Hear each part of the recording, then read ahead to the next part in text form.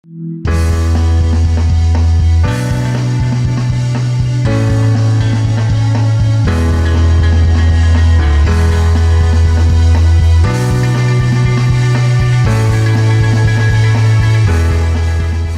sin embargo, en vano les vas a decir, no, es que hay muchos rateros.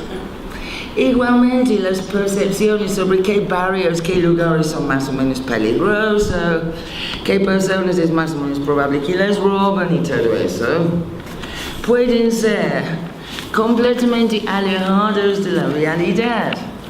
Pero sin embargo, los imaginarios urbanos saben dónde se encuentran las personas o en qué barrio vive qué clase de personas. Eso sí se clasifica como imaginarios. Mientras que 55% de inseguridad en Cochabamba, ¿qué quiere decir eso? Hola señora, ¿crees que en el año que viene alguien te va a robar? Sí, no, en serio, no. Hay un chorro de estudios así. Un estudio sobre Quito, ¿no? en el distrito metropolitano de Quito, en 2008.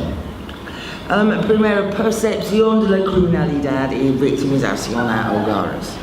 Desgraciadamente no daba más detalles en la fuente que tengo de cómo se han evaluado los dos. Pero de todos modos, la percepción de la criminalidad varía desde 76.3% a 11.9%. La variación en la victimización es mucho menor, de 31.9% a 14.5%, pero no guarda relación con la percepción. En la zona donde la percepción es 76.3%, la victimización es 30.6%, una relación de 2.5 a 1. Donde se percibe un 11.9%, la victimización es 24.1%, es decir, una relación de 0.5 a 1. Es decir, quiero decir que la percepción puede ser tanto muy exagerada con respecto a la victimización, como también puede ser muy menguada, es decir, que crees que no te va a pasar nada y hay una probabilidad 2 veces más que lo que vos imaginas que es, ¿no? Como digo, tampoco se estableció cómo se evaluó. Esa es la percepción, la victimización. Es decir, que los estudios que yo he visto, es muy diferente, digamos, compramos una pareja de 65 años.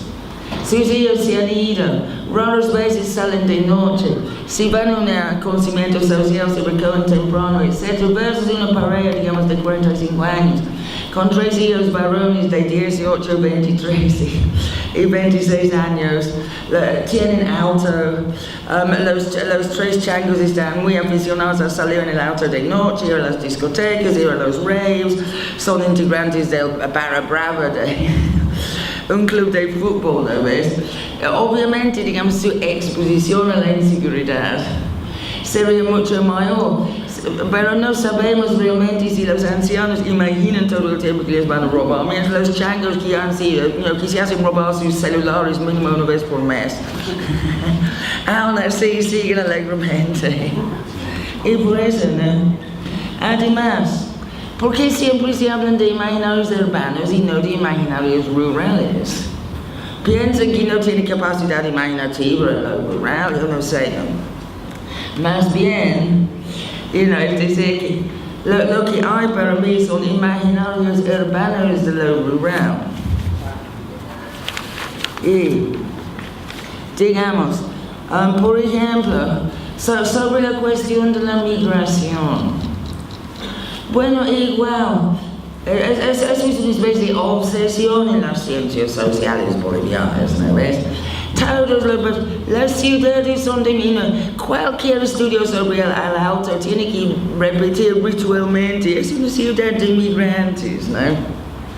Aunque todos sabemos que las ciudades han crecido en América Latina a través de la migración, pero hoy en día yo creo que en esas ciudades hay más gente nacida en el alto que gente que han llegado al alto.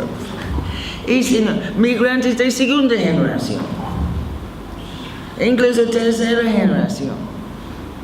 Es decir, que se mete un montón de fenómenos diversos en una bolsa llamada migración. Bueno, tengo un artículo sobre donde está detallado todo eso, llamado ¿acaso las personas son árboles plantados en un solo lugar? Pero de todos modos, ¿no ves? Entre otras cosas, parte de la doxa sobre migración es que un cambio de residencia que conduce a un cambio en la posición social de la persona que se traslada y este cambio debe mejorar su situación. De ahí se deduce implícitamente que no importa lo malo que parezca la situación de estos migrantes en el área urbana, su situación en el área rural de origen tiene que haber sido aún peor. Caso contrario, no se hubiera trasladado. Y pues sí, no ves, el día lunes está, no sé si ha venido al fin, René Pereira con uno de sus apéndices de la carrera de sociología. Ha venido a dar una charla, ¿no? Esto es de otro. René Pereira tiene la costumbre de hacer sus artículos siempre en coautoría. Así gana por partido doble, ¿no? Es decir, que el desconocido hace el trabajo, Pereira pone su nombre, y luego de los disparates que salen, él puede culpar a su coautor. En este caso, no dice, bueno, en áreas rurales, es una publicación de 2012, en áreas rurales la instalación de servicios básicos es prácticamente inviable. Por ello, las disparidades respecto a las ciudades se mantendrán en el tiempo.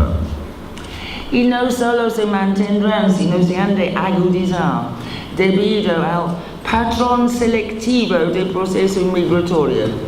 Los sujetos migrantes están constituidos por segmentos más capaces. Eso significa impactos muy negativos en los lugares de origen, es decir, en los contextos rurales del país, caracterizados por una pobreza generalizada. Es decir, se deduce que los únicos que quedan en el área rural son los deficientes mentales tullidos y otros básicamente incapaces de salir. Y todos los que tienen 2 dedos de frente se supone que salen, ¿no?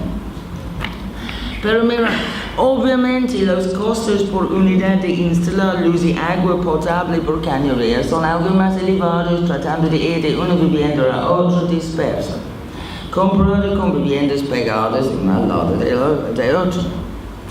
Pero no son tantos como para hacer inviable la instalación. Yo digo entonces, estos autores, yo sé decir, los que viven en las ciudades miran el campo por la ventana del bus, ¿no? Y eso es todo lo que saben. Estos autores ni siquiera han mirado por la ventana del bus, a lo menos no de noche en los últimos años.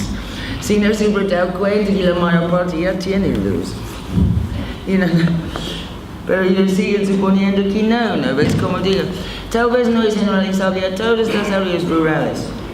Pero en la última década la cobertura de electricidad y aguas potables, más la ampliación de la red de caminos vecinales y el aumento del parque automotor, permiten a las y los habitantes de al menos algunas provincias gozar de baños y duchas, televisión por satélite, telefonía celular y cocinas a gas.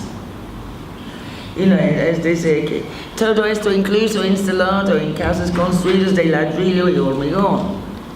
La brecha frente a las condiciones de vida urbana se minimiza en las condiciones físicas. Y como hemos comentado hace años en el libro No hay ley para la cosecha, se mantienen las condiciones sociales de vida que generalmente todos consideran que son mejores en el campo, ¿no? Pero igualmente, cuando se habla de inseguridad ciudadana es algo que al parecer solo pasa en las ciudades. No, ¿dónde hay datos sobre percepción de la inseguridad en el campo? No hay. Yo como si todos imaginan que ahí es tranquilito, ¿no? El robo de celulares igual existe en el campo, ¿no? Aunque a lo menos en un caso muy pronto fueron descubiertos los ladrones porque vendieron, saquearon una tienda de celulares en Chilumani. Después vendieron los celulares del mismo pueblo, cojudos, de venir a vender en el barrio chino.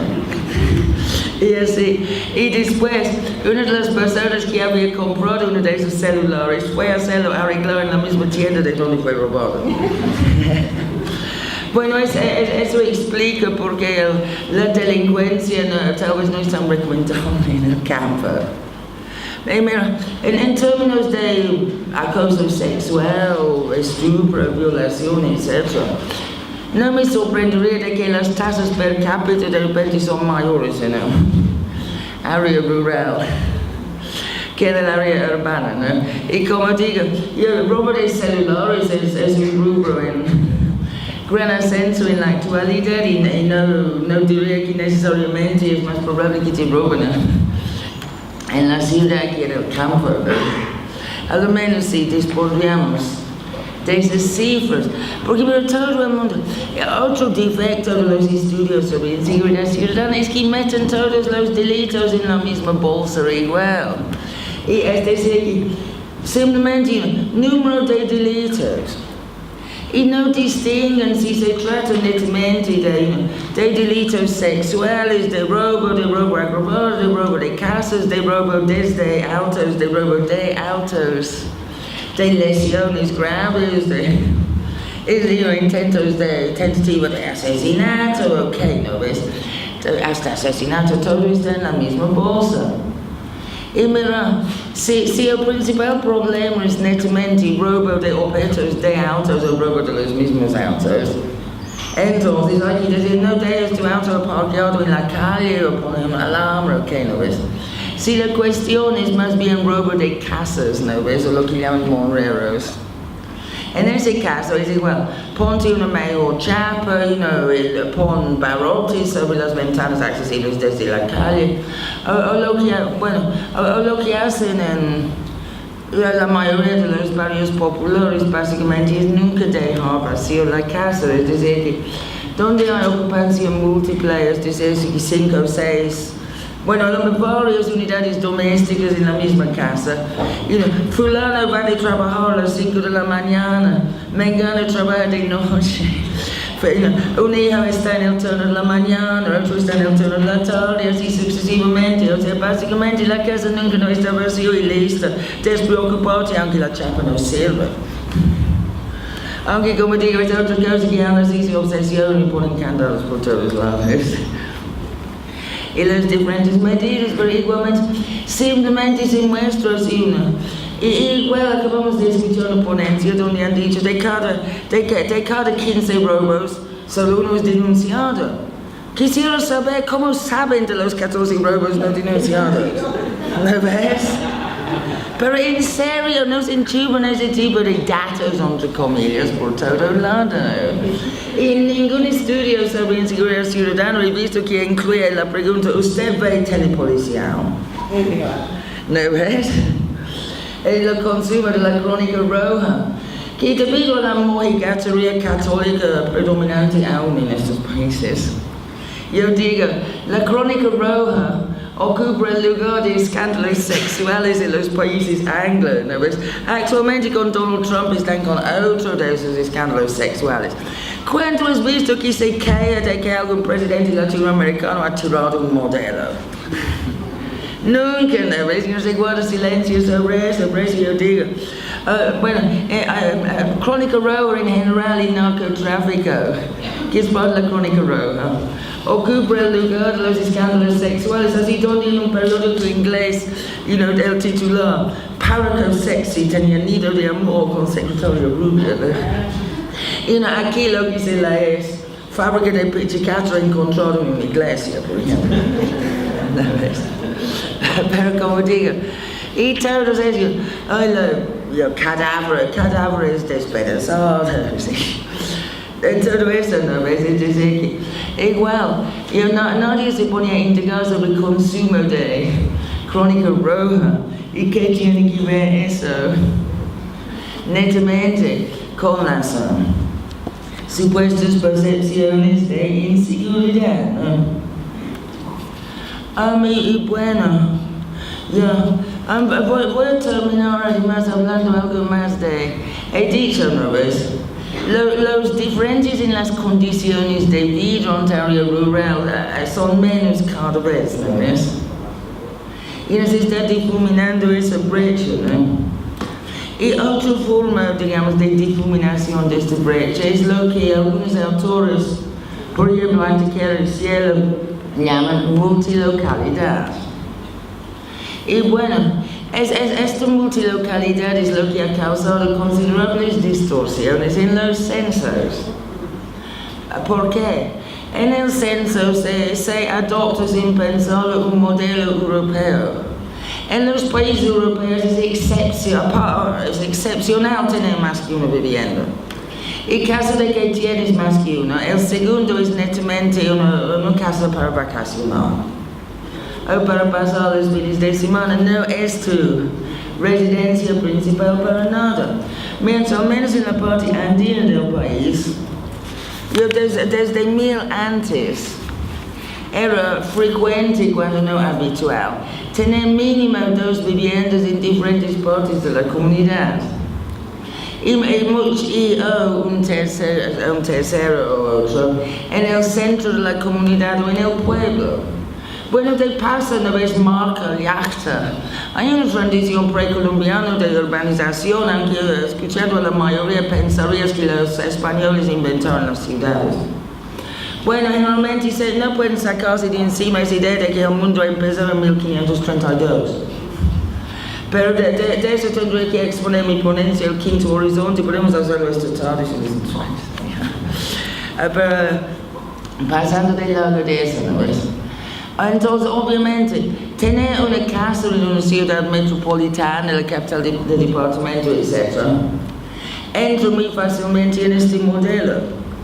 Pero luego hay una enorme variedad de diferentes, desde que en un extremo tenemos los auténticos dobles domicilios, ¿no ves? Donde digamos, al menos un miembro de la unidad doméstica está viviendo en una de las viviendas todo el tiempo. En el otro extremo tenemos los que solo llegan a la comunidad para Semana Santa, para la cosecha y la fiesta patronal. Ya no están más que 2 semanas en todo el año, posiblemente, ¿no? Y luego hay todas las mezclas y variantes entre eso, ¿no?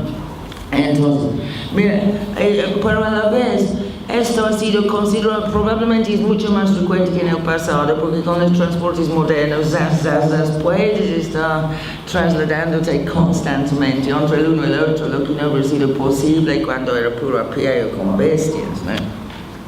Pero de años. Entonces el problema trata de la provisión de servicios. Esto es la dificultad para el censo, porque un censo netamente supuestamente provee datos para planificar, ¿ves? Y proyectar la demanda.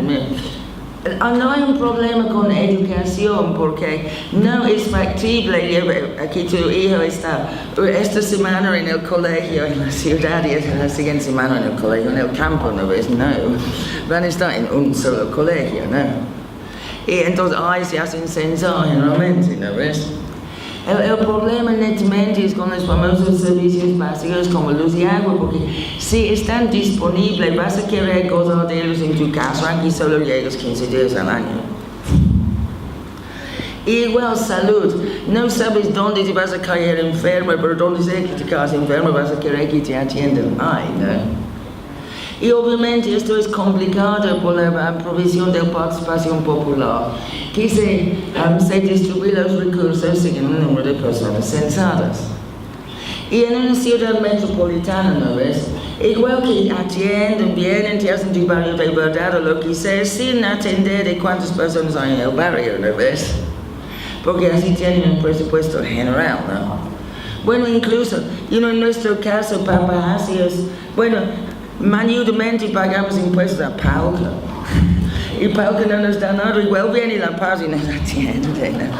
Mientras que en los municipios de provincias, su presupuesto es mucho más apretado, entonces sí o sí. Mira, y lo mismo se repite con los pueblos respecto a las comunidades de su alrededor. Chulamani apenas ha retenido su estatus urbano, 2007 habitantes, ¿no? Porque dicen, En mis vecinos dicen tengo que hacer mi sensor si no me van a cortar el agua. En mi comunidad dicen tengo que hacer mi sensor o me van a cortar mi carnet de producto de coca.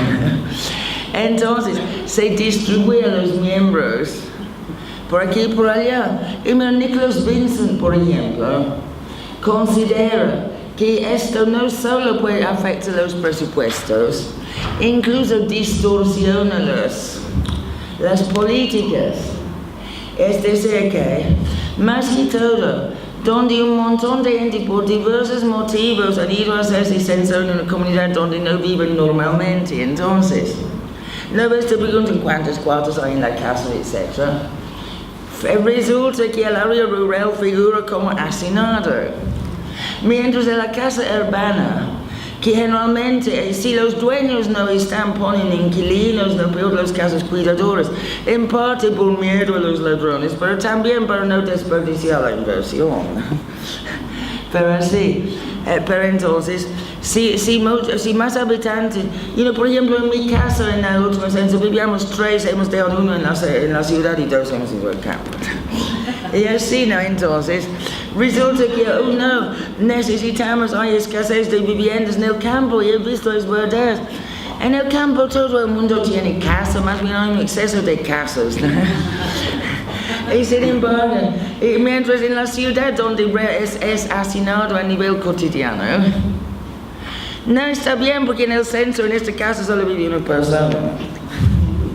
Y no porque los demás han ido a hacinarse para una sola noche en otra parte donde no viven, ¿no? Aunque a la vez, definitivamente hay que pensar mucho sobre qué decir, porque digamos, yo he ido a mi comunidad donde solo voy para Semana Santa y la fiesta patronal a hacer mi sensado, y si dicen, usted vive aquí, vas a decir sí, ¿no ves? Realmente habrá que pensar mucho en las preguntas, para que realmente se podría llegar a algo más o menos exacto. Bueno, netamente, yo era secretario general de mi comunidad ese año, entonces he ido a la capacitación y todo eso, ¿no? Del censo. Y de ahí netamente han hablado de los que viven en más que un lugar, como para decirme, deben poner el lugar donde viven, el lugar donde más tiempo. Y yo he dicho, mi casa, jueves salgo de La Paz a Chulamani, y el domingo en la noche salgo de Chulamani a La Paz. O sea, yo sí soy doble domicilio, aunque sin embargo me he hecho sensor en el campo, ¿no?